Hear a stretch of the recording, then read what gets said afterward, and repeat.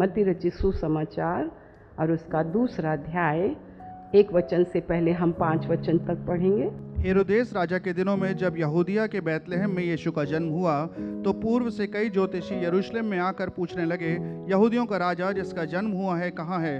क्योंकि हमने पूर्व में उसका तारा देखा है और उसको प्रणाम करने आए हैं। ये सुनकर हेरोदेस राजा और उसके साथ सारा यरूशलेम घबरा गया। तब उसने लोगों के सब प्रधान याजकों और शास्त्रियों को इकट्ठा करके उनसे पूछा, मसीह का जन्म कहाँ होना चाहिए?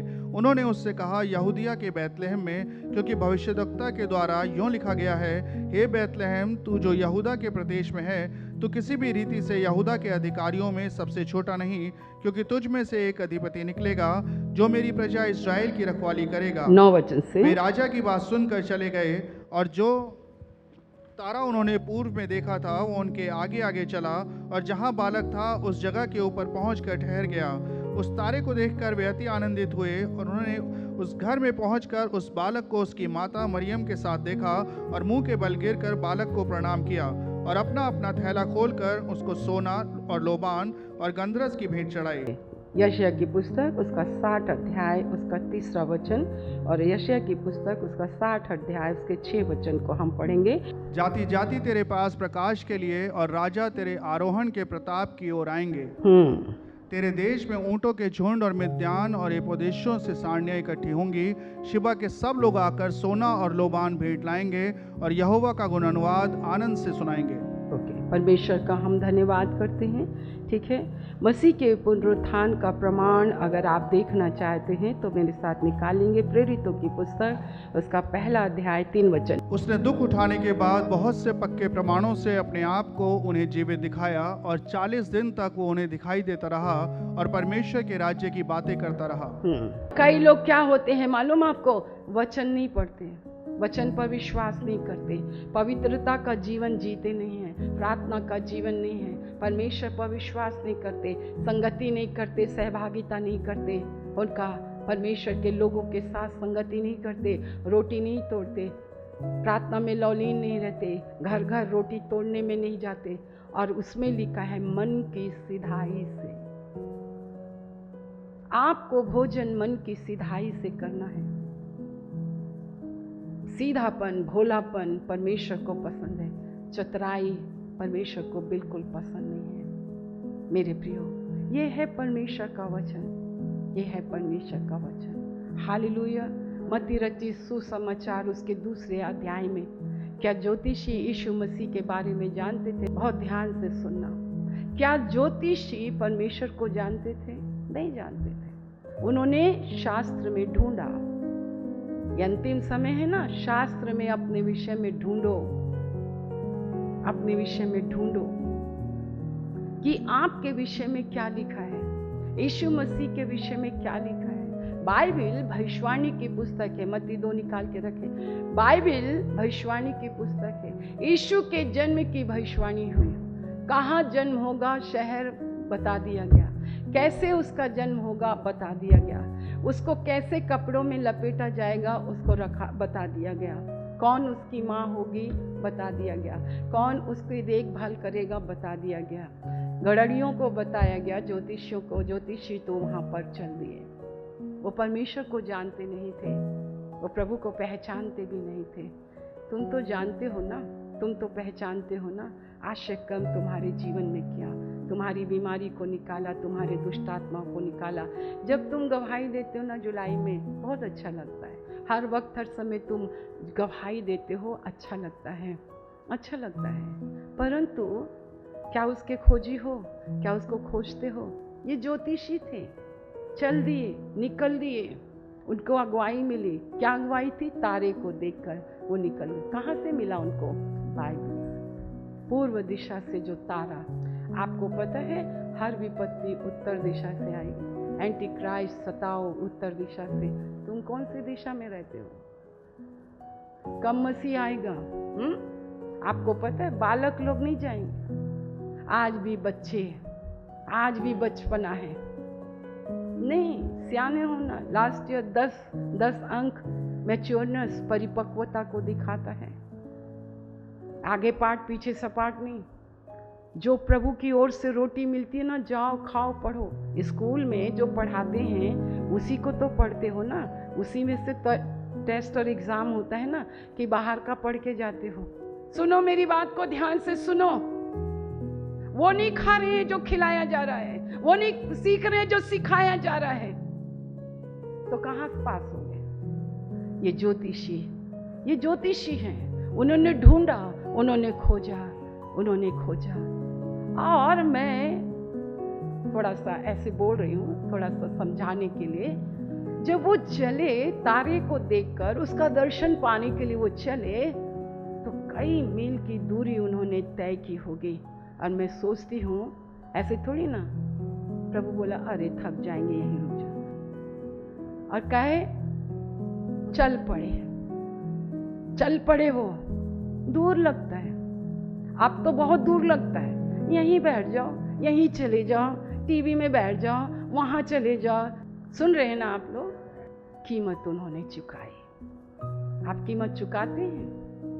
कीमत चुकाते हैं?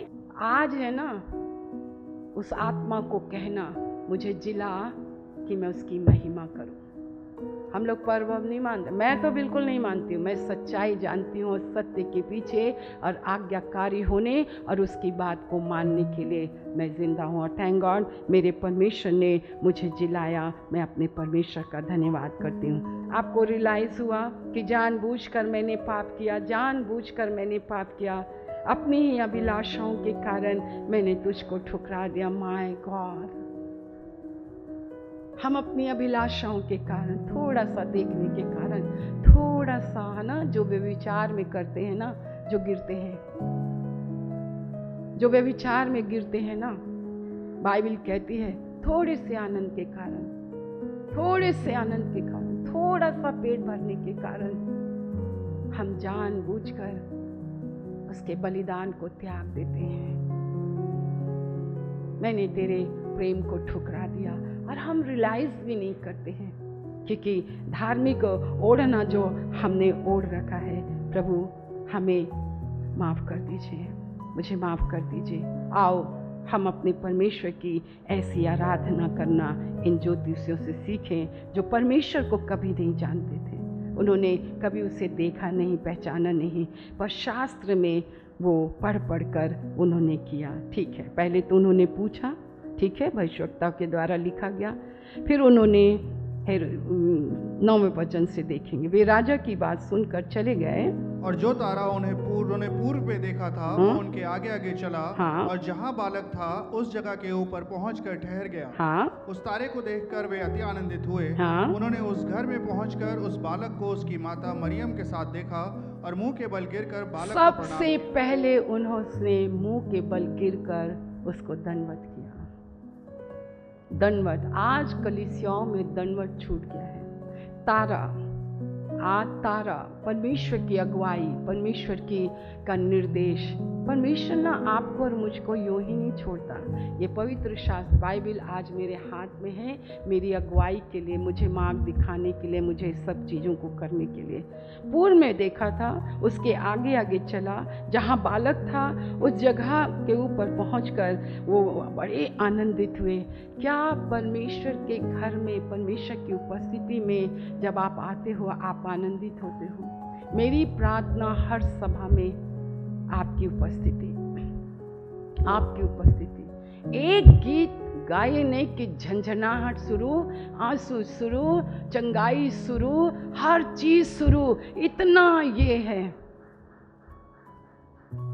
मैं कभी नहीं बोली, पर आज मैं ये प्राचीन से प्राचीन लोगों को मैं बोलती हूँ। मैं किसी चीज की उल्हाना नहीं करती हूँ, पर मैं वचन के द्वारा बोलती हूँ।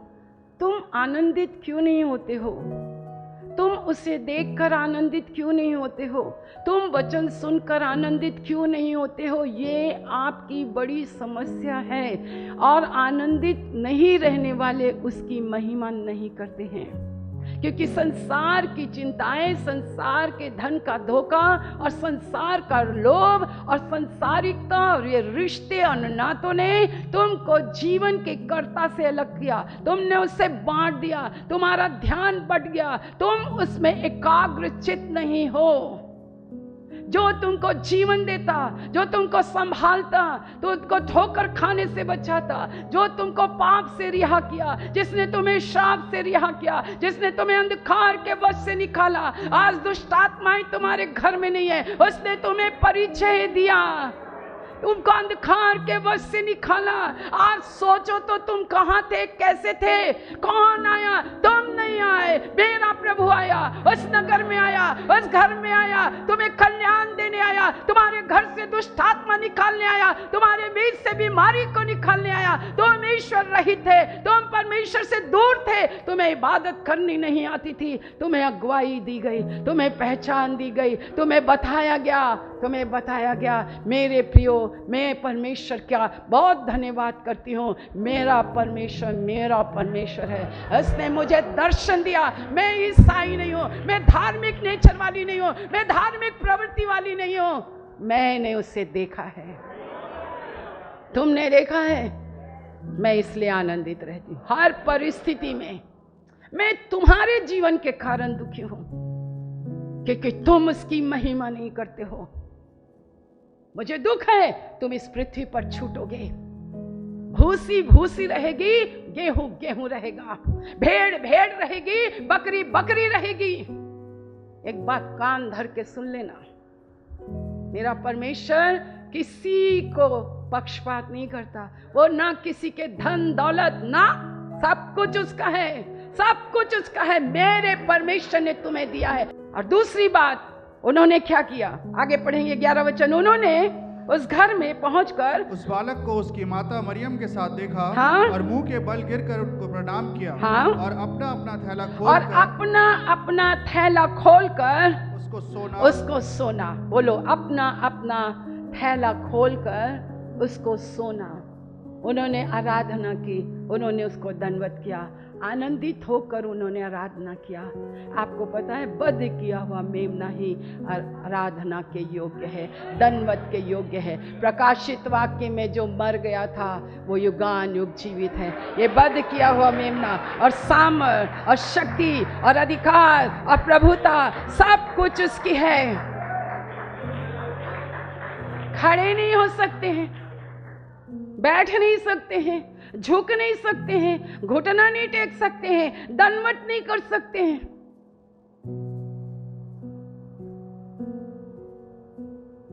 आनंदित नहीं रह सकते हैं। वही 12 बजाएंगे, वही 12 के कांटे में चले जाएंगे, फिर 12 के कांटे में आएंगे, फिर 12 के कांटे में चले जाएंगे। तुम कुछ भी कर लो। उन्होंने अपनी अपनी थैली खोलकर उन्होंने दंडवत किया, आराधना किया और सोना चढ़ाया। क्या बताता है सोना, मालूम है आपको? क्या बताता है सोना, आपको मालूम है? परमेश्वर है।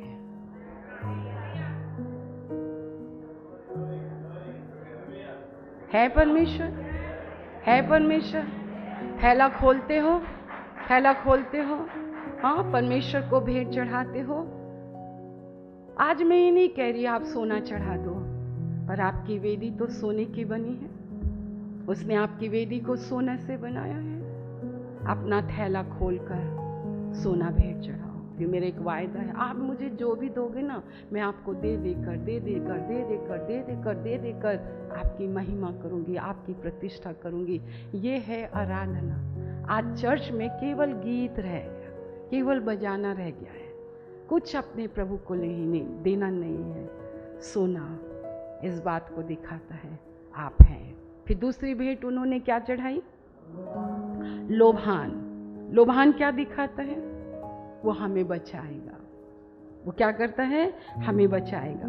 बोलो, वो मुझे बचाता है, वो मुझे बचाएगा, वो मेरा महान महायाजक है। हालेलुया। इसलिए हम उसकी आराधना करते हैं। लोभान, ज्योतिषी उसे पहचानते नहीं थे, उसे जानते नहीं थे, पर निर्देश पाकर, अगुवाई पाकर उस तारे के अनुसार उस बालक को देखा, जैसे था वैसे देखा, उसको दंडवत किया, उसकी आराधना की, उसको सोना परमेश्वर है। क्योंकि परमेश्वर ने बताया, पतरस को परमेश्वर ने बताया।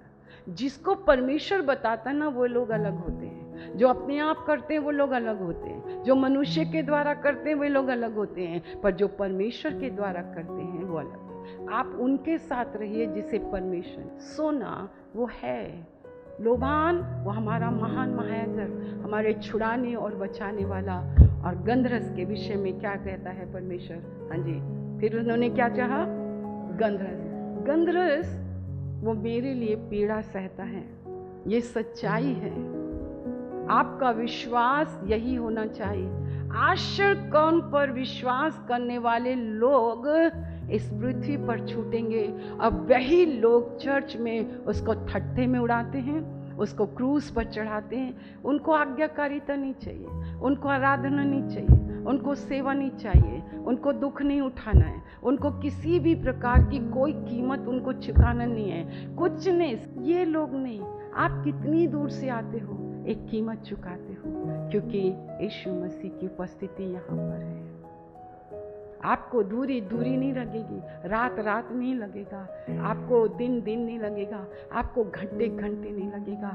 मैं अपने प्रभु के प्रेम के लिए ये बच्चा, ये रिश्ता, ये नाता, ये धन, ये दौलत, ये खूबसूरती, ये और वह मेरे किसी काम की नहीं है। मेरे प्रभु के लिए मैं जो कुछ कर सकती हूँ।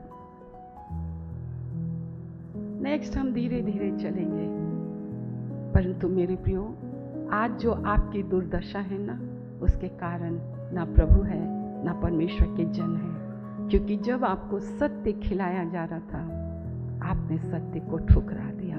फिर भी आज समय है, आज समय है। ये जो आशीषें हैं ना आपकी, ये कुछ भी नहीं है, ये कुछ नहीं है। जब बादलों पर आओगे ना, पुनरुत्थान, उसका जी उठना और स्वर्गारोहण साथ साथ चलते हैं। स्वर्गारोहण है, रैप्चर है, उठाया जाना है। जिन्होंने उसको भेदा, वही छाती पीठ पर कर सिजदा करे। आइए अपनी आंखों को बंद कर इस जल और तेल को छू लीजिए। यीशु के नाम से यीशु का लहू बन जाए, यीशु मसीह नासरी के नाम से यीशु का लहू बन जाए, यीशु के नाम से यीशु का लहू बन जाए। विश्वास से लगाने के लिए कहा, आपने विश्वास से ढांकने के लिए कहा।